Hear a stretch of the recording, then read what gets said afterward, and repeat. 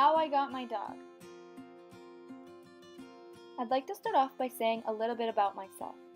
I am an only child, and when I was younger, this bothered me a lot, since I often had no one to play with, which meant I would often rope my parents into keeping me entertained. I guess this is why my mother, who was always against the idea of getting a pet of any kind, decided to get me a dog.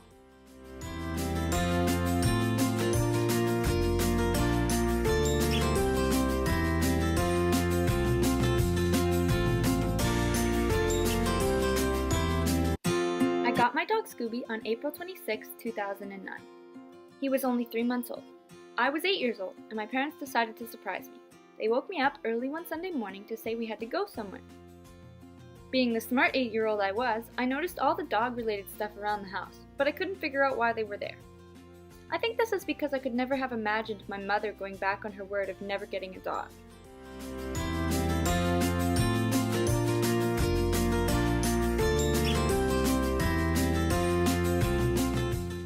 We drove to a Tim Hortons parking lot, and a lady pulled up beside us. My dad got out of the car and went to talk to her. At this point, I was pretty sure of what was going on, and I was trying my hardest to get a good look at him. When my dad put him on my lap in the car, I was so overjoyed. I had begged and begged for so long to get a dog, and now I had one. He was so small and cute. We took him home, and after barking at himself in the mirror for 10 minutes, he settled in perfectly.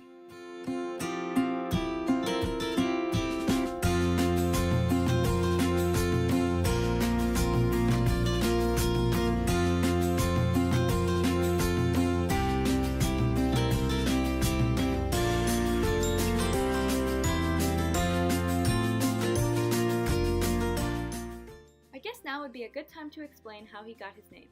When I was younger, I was really into the TV show Scooby June. I had always wanted a dog like Scooby to be my best friend and have adventures with. My aunt had brought up the fact that when I was 16, I would not like his name, since it would be too childish.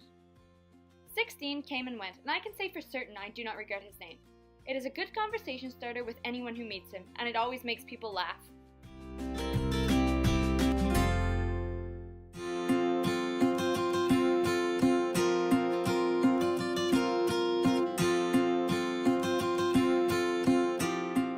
When we were younger, we used to play for hours. We would run around the backyard all day, and although I'm sure sometimes my games were not all that fun for him, he never ran away from me. I used to make him swim in the pool all day with me. Or, more specifically, I would swim and he would sit on a floating chair. I used to make him dress up for Halloween with me, which I'm sure he absolutely hated. He used to try to bite the costume off, and he would never stand still for pictures. Now, as both Scooby and I get older, we do more calm things. We both enjoy sitting outside when it is hot.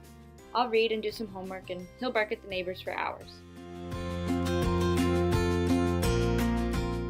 Over the years, Scooby and I had a lot of adventures. Like the time just months after we got him, he was chasing a rabbit and ran straight into the deck.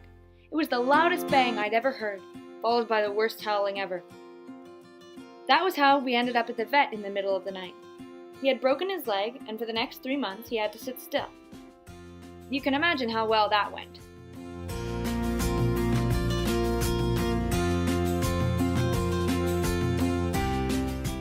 This experience made us closer, since we had to sit around and cuddle all day.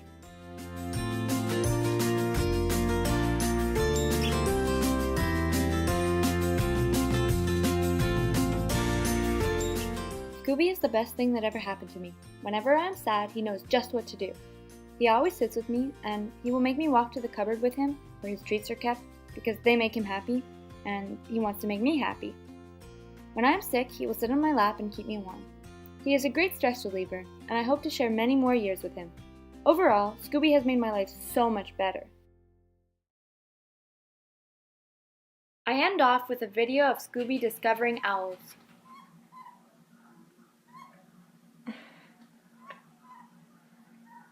Do you like owls?